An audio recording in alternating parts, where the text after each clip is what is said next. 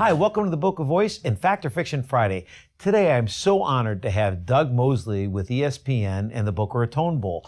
Doug, thanks for joining us. Thanks so much for having me. This year is the 4th year of the Boca Raton Bowl, and I got to tell you, it's so great to be able to televised game here in Boca Raton, and ESPN was instrumental along with some key individuals. So tell us who was instrumental in Boca Raton besides FAU, but who else was instrumental in Boca Raton to bring it to us? Well, let's don't skip FAU, because if we were still playing FAU's regular season games in Lockhart Stadium down in Broward County, we wouldn't have the Boca Raton Bowl going on right now. No, I think FAU is definitely a big player. The fact that that stadium got built, and what a beautiful stadium it is.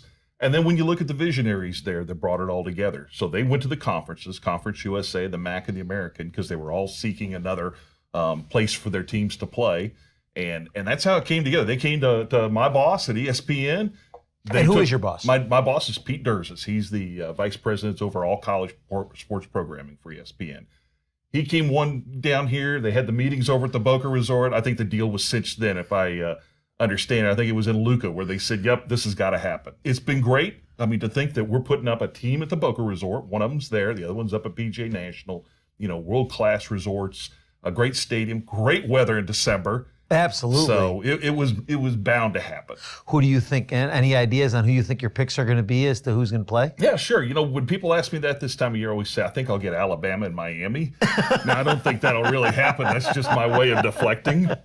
So I'm hoping FAU gets a chance to play on a home. Well, you know, and they certainly home field do, advantage, because we're aligned with Conference USA. But now, what I really think is going to happen with FAU is they're going to prefer to go on the road because they want to provide a bowl experience for their kids. And it's a recruiting thing. Keep that in mind. So when they go on the road, it gives them an opportunity to see those kids that's out of their market that they don't see all the time. So while I know that FAU, at some point, we've always planned on them playing in this game, but I think for their first time out, I mean, they just came bowl eligible. I have a feeling that they're looking pretty high. Tell us a little bit about the bowl and what the experiences are outside of just the game itself, because it's a big deal. We strive to make a bowl week that's really a lot of fun and open to the public. You know, when we have our pep rallies at Meisner Park, I mean, what a great place, you know, and we march the band down the street through Meisner Park, and that's always a lot of fun. We have beach parties. We have all kinds of events, and we always encourage the public to take them in and that. And the times that those get posted, once we've determined our teams, we work with our teams, and we can always find those on our website, thebocaratonbowl.com. But leading up to that, just like last night, we had our Great Chef's Tailgate Showcase that benefits our charitable partner, Spirit of Giving. We've had a full slate. We had a national anthem contest earlier this year. Really? Yep. And can you announce who it's going to be? Yeah, it was a young gentleman that's going to university in Boston right now. He's really early in his career. I know that he's going to look to do great things. But we packed out Tilted Kilt with a big house and, again, raised money for Spirit of Giving. Kilt. They do such a great job. And they give so much back to the community. I got to tell you, the ownership there really, really gets involved in the community. Yeah. So, Doug, after last night's event, the tickets went on sale. So tell us where they can go to get the tickets. Well, they can either go Ticketmaster, they can go through the Orange Bowl, who's our operational partner in ticketing. We've enjoyed a great relationship with the Orange Bowl, and why not? 80 years of success in our market. We look at them as our big brother. Sure. So they can go to the Orange Bowl and call them, and they can find tickets, or they can go through a link on our own website, thebocaratonbowl.com. Now, are there packages available? Absolutely. Just single tickets? Tell us a little bit about that. We will put together, a whole experience, because we want folks to be able to enjoy the bowl game just as much as possible. Whether it be premium seats, if you remember the North End Zone cabanas that we built out for the first time last year. The club's always really popular at FAU Stadium. Now, we'll tell people, though, that a little different for our game than it is for a regular FAU game is that the party deck's open to everybody. It was one of those things where we're like, well, we've got essentially 2 visiting teams in our stadium. We couldn't tell one team they could have it, the other they couldn't. Sure. So everybody can go to the party deck.